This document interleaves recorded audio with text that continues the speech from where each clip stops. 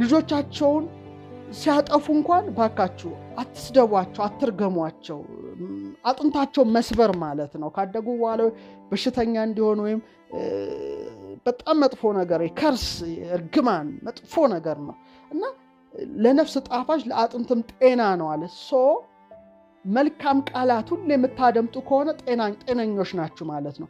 በአንጻሩ ግን የጠማማ ምላስ ነፍስን ይሰብራል አለ። በጣም የተረገመ ቃል፣ የሐሜት ቃል፣ የስድብ ቃል ምሰሙ ከሆነ በሽተኞች ነው የምትሆኑት። ደግሞ ራሱን ችሎ መጥፎ ነገር አለ። ስለዚህ በተቻላቸው አቅም ነግራችሁ መልካም ቃል አውጡ። ሃይ ጠንካራ ቃል ማለት ኢነርጂ ያለው ቃል አውጡ።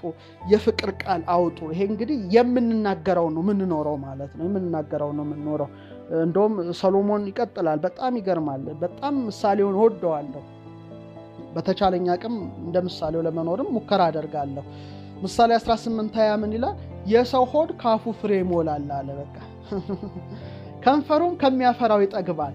ሞትና ሕይወት በምላስ እጅ ናት። ከንፈሩን ከሚያፈራው ይጠግባል። ብልጽግናም ድህነትም እዚች ውስጥ ናት።